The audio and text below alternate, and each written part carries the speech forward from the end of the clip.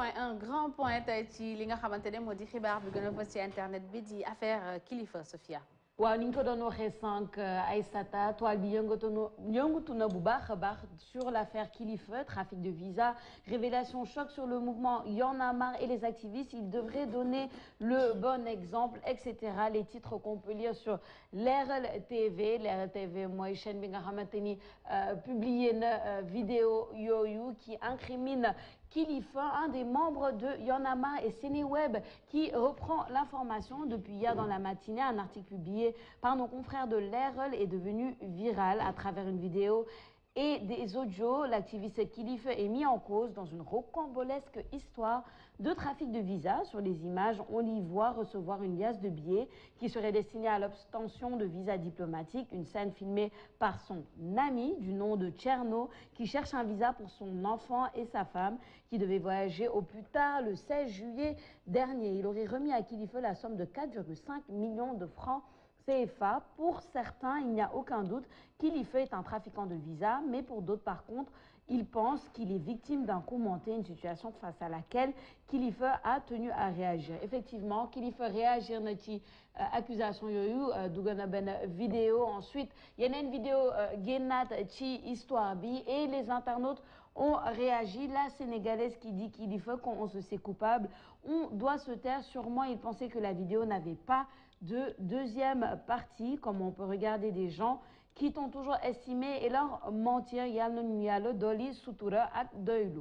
Khadim Mbacké Diène moom tamit nee na la chute de Kilifeu doit être un rappel pour tout activiste. Elle sonne aussi la fin de l'excuse du complot, une déception totale pour les patriotes et que la justice fasse son travail. Kane Mahmoud moom tamit réagir na nee na j'ai été déçu honnêtement.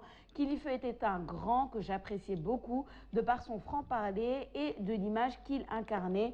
Mais c'est l'être humain et ses imperfections finalement. Abdourahmane Ba moom nee na ah ouais, je viens de voir la vidéo et il n'y a plus aucun doute possible. Hélas, très déçu par lui, mais bon, j'ai pas de leçon de morale à lui donner, juste qu'il assume les conséquences de ses actes. Mimi aussi qui dit sa vidéo de démenti, je ne l'ai pas vue, mais il faut qu'on soit d'accord sur un fait. Son ami ne nous intéresse pas, les Sénégalais ne le connaissent pas. Moom Kilifeu moo taxaw di ñu jox ay leçons de morale au vu et su de tout le monde. Citoyen déserteur moom nee na il fallait laisser l'effet se dissiper comme les autres scandales qui défraient la chronique des Sénégalais. Dès les premiers extraits de vidéo, on pouvait tout comprendre. Mora nee na le message est clair, soyez irréprochables avant de vous attaquer au maquis. Tout sera mis en place pour exposer vos moindres bassesses. À qui le prochain? Aïssata balaa ñuy jublu ci waxtaan ji il faut que ñu xoolaat tamit communiqué wu Y'en a marre parce que Y'en a marre aussi jox na benn communiqué ci situation bi.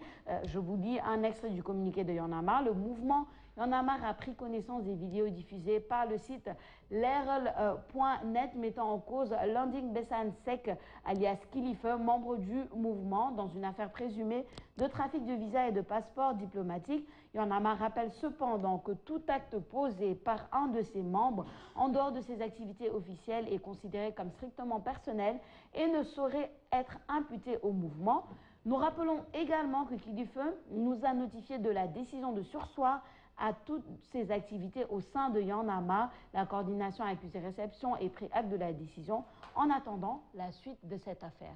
mu ngi noonu Aïssata lu ñu mën a retenir mooy Kilifeu moom il a arrêté ses activités dans Y'en a marre. Gis nga réaction internaute mais man benn point la bëgg soulever aussi qui n'entache pas du tout la culpabilité ou non de Kilifeu, mais kenn waxul tamit ci soi-disant xarit bi nga xam ni daf ko filmer parce que ça aussi c'est un autre délit. Filmer quelqu'un à son insu ba pare diffuser vidéo loolu kenn mënul jóg rek def loolu c'est quand même un délit. C'est un délit hein, en fonction de ku nekk ni nga gisee la chose ni il se concentre plus ci affaire Kilifeu ñeneen ñi il se concentre plus ci ki nga xamante ne xaritam la ça fait 20 ans qu'ils sont ensemble mais qui le filme quand même à chaque fois que ñuy def ay transactions ça veut dire que confiance amu fa woon parce que bu doon wóolu na ko je pense que du ko film pour am ay preuves hein. Ouais. Donc c'est compliqué toute cette affaire là.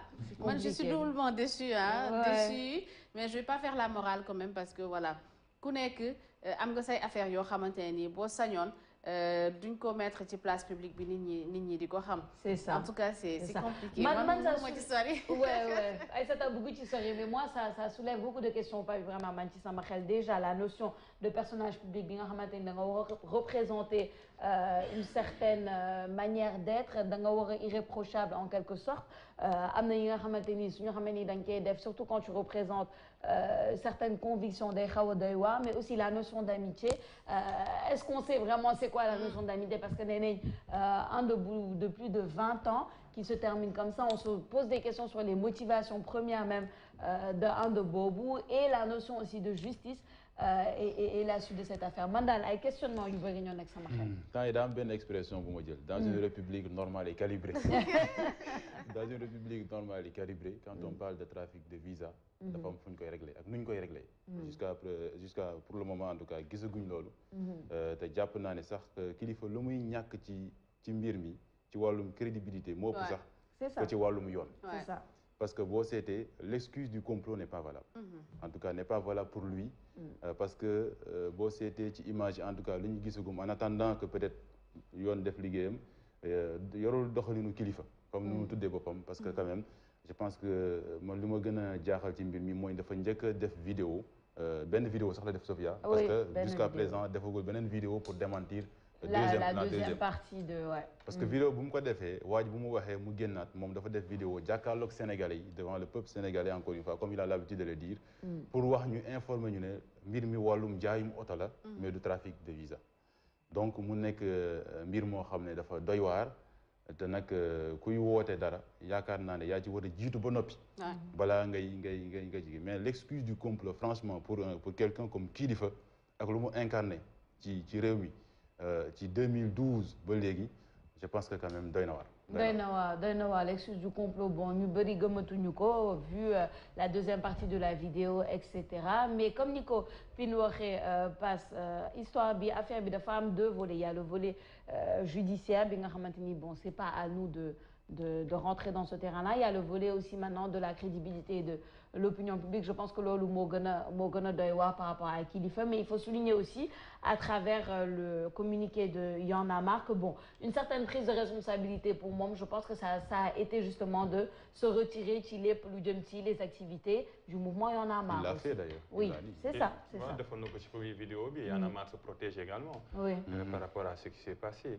man nag du ma def analyse deux poids deux mesures parce que je pense que su nekkoon ni koo xam ne si dafa nekk dans le pouvoir les attaques seraient plus virulentes moi je dis et je le répète ce qui s'est passé dans cette vidéo là c'est honteux pour Kilifeu parce que je pense que c'est le plus gros délit il ne faut pas que la notion de l'amitié bu nëbb li nga xam ne moo xew on parle plus d'amitié que de trafic de visa mais on doit en parler également si ñu def une hiérarchisation des responsabilités en première ligne c'est Kilifeu ce qui s'est passé là vraiment par rapport à ce qu'il incarnait ce qu'il conseillait ce qu'il combattait wax nañ ko léegi mouvement Y'en a marre nga xam ne dafa jouer un rôle prépondérant si li nga xam ne mooy alternance 2012 parce que 23 juin 2011 ñoom ñëpp ils étaient dans la rue pour combattre l'injustice sociale l'injustice sociale nag ça commence par le bon exemple lu ñu gis ci vidéo bi on doit oser dénoncer ce qui se passe c'est-à-dire que ça c'est honteux c'est très honteux c'est honteux également pour son ami tout le monde le sait mais ñëpp xam nañu l'amitié maintenant c'est en lambeaux loolu duñ ci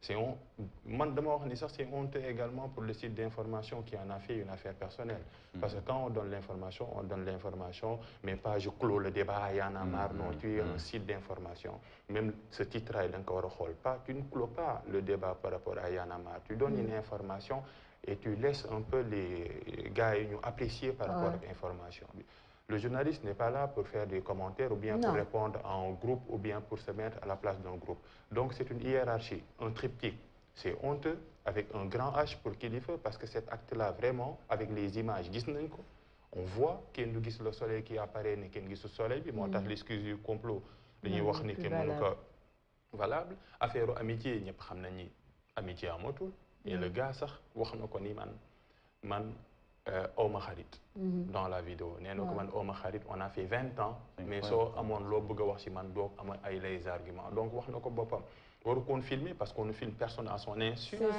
et le site d'information qui en fait une affaire personnelle mais man l'ami xawma ko site d'information bi def la muy def mais Kilifeu on le connaît c'est un personnage public il est dans les combats politiques il est dans les combats sociaux il est dans les combats sociétaux récemment bu mujj mooy bi ñu koy jàpp fee nga xam ne mooy Kaolack muy xeex li nga xam ne mooy population bi quand tu sooy xeex ci ay valeurs il faut afficher derrière et devant une besace de vertu mënoo wax A def B et je pense qu'il faut oser dénoncer ce qui se passe ce nekkoon ci côté pouvoir bi j'aurai la même réaction côté opposition société civile partout ce qui s'est passé c'est honteux pour moi. C'est honteux et la décision d'incarner, comme Nico d'incarner un certain personnage, d'incarner certaines luttes, c'est délicat et ça vient avec des responsabilités. Et il ne faut pas, parce que souvent, les gens ont l'impression qu'on demande de nier personnages publics, il n'y a que des gens irréprochables. Mais de l'eau, c'est juste que bon, certaines affaires quand même sont assez poussées. Parce que j'ai lu un tweet de quelqu'un qui a dit c'est l'être humain et ses imperfections. Ku nekk am nga say imperfections ay sata am nga say imperfections man am naa samay imperfections mais par contre il faut qu'on redéfinisse la limite de l'être humain et ses imperfections et des réseaux vraiment des activités yi nga xamante ni elles sont vraiment passibles l'imperfection n'a rien à voir avec la loi. C'est ce que je veux dire. L'imperfection mooy man baax na wala baaxuma wala mais su fekkee ne dafa toucher le domaine de la loi on ne parle pas d'imperfection on parle de légalité ou d'illégalité parce que maintenant c'est impersonnel. Imperfection c'est man est-ce que dama bëri xuloo wala dama mer wala bëgguma nit ñi ça c'est personnel ce n'est pas puni par la loi. Aucune loi ne me dit que su ma la rombee Sophia dama la war a nuyu su ma la nuyuwul kenn du ma tëj ce sont des normes sociales. On parle d'imperfection ça c'est côté personnel mais quand on parle de loi de légalité c'est impersonnel parce que tout simplement si ñu wax trafic de visa c'est pas quelque chose qui est banal quand même. Ça n'a rien. Je pense qu'il y a beaucoup de commentaires qui couvrent je le dis et je le répète et je pèse mes mots qui couvrent ce qui se passe dans l'affaire de Kilifeu. On parle plus d'amitié ay nit ñi dañoo soxor mais on n'identifie pas la cause du mal. La cause du mal c'est quelqu'un qui a été payé avec les images 2 millions pour me def trafic de visa. Loolu nag si on n'ose pas le dénoncer. On a l'habitude au Sénégal démb rek ñu ngi koy waxtaanee fii ak professeur Mbaye Thiam d'habitude comme bi muy wax que ni da doon wax boole kenn kuy tricher d'habitude quand quelqu'un fait loo xamante ne du yoon yow mi ko boole la plupart du temps on s'attaque à toi oubliant que li mu def du yoon. C'est vrai. Mais moi je suis pas pour ñu filmer ko noonu etc. C'est ça aussi qu'il faut préciser. Il y a une hiérarchie de responsabilité. Mais bu ñu jël troisième bi indi ko premier bi jël premier bi nëbb ko il faut que l'on soit logé avec tout le monde. Je vous assure su nekkoon un gars boo xam ne si l'incarne moi je suis pas de n'importe les critiques seraient plus virulentes. Il faut oser dénoncer ce qui se passe et dénoncer ce qui s'est passé mooy ku njëkk a fautif mooy Kilifeu parce que c'est un personnage public. Moi je suis d'accord avec la hiérarchisation des responsabilités loolu moom dëgg la li nga wax mais en même temps man j'aime bien citer tous les éléments de l'affaire parce que pour man comme tu dis le premier élément mooy trafic en tout cas de visa bu am loolu c'est complètement illégal te loolu ça doit être passible de sanctions. Lu war a passible de sanctions aussi c'est le fait de filmer parce que tamit on a vu aussi bon là je m'éloigne un peu de l'histoire. C'est deux affaires en une en fait parce que non je peux pas Aïssata mënuñu yow toi et moi avoir n'importe quelle interaction ma lay filmer à ton insu di le vilipender je peux pas faire ça. Même le gars là qui filme génne mënuñu ko génne aussi ci trafic de visa bi. Exactement. Parce que il est aussi dans ça. Parce que aussi de façon directe ou indirecte. Moom aussi et moi j'ai peur. beneen bi rek pour compléter mooy ñun on peut pas c'est-à-dire quand tu es citoyen sénégalais wala Afrique mënoo kontaan ci li nga xam ne mooy la chute de quelqu'un qui est de la société civile parce que xam nga li tax ñoom dañu waroon rempart. dafa nekk lu am solo société civile ci Afrique.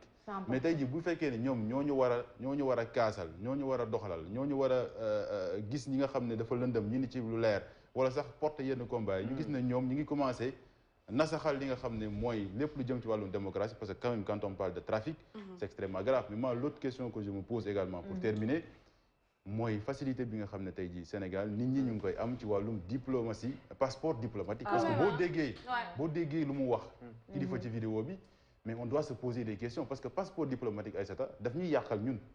parce que dafa dem loo xam ne la ay dépenses yoo xam ne la nit ki yelloowu ko ñu jox ko ñun. te suñu koppar la jóge ñun. donc il y a des choses yoo xam ne yu bari la mbir mi révélé.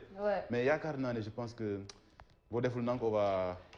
D'où la déception en fait. N'oublions pas qu'il y avait une mesure pour dire li nga xam ne mooy passeport diplomatique entamé par le gouvernement. N'oublions pas également que le trafic de visa chez les artistes commence à avoir des exemples récurrents. On avait fait l'affaire de Viviane et etc. Est-ce que c'est un cas boo xam ne si dafa def isolé ou pas? En tout cas, il y a des cas de trafic visa chez les artistes avec des arrestations. Je mets un point d'interrogation et je m'arrête. C'est ça. Et pour terminer rapidement, comme les Binois, je pense que ça explique en fait la déception. C'est plus mon l'humour représenté que la personne même de Kilifeu. Parce que, comme tu dis, société civile, de faut représenter quand même quelque chose. Être là pour les populations, etc. Vous faites que c'est assez difficile à... Les gens même qui sont dans la société civile, on ne peut plus s'en référer à eux. Lolo, moi, il dit déception totale. Et l'autre chose, j'y reviens parce que c'est important, Malni Maragarek, je ne veux pas que tout le monde, finalement, pense que oui, je peux filmer tout le monde et n'importe qui, la vie privée. Non, c'est vrai. Non, c'est pas ça. Non, c'est important. Non, parce que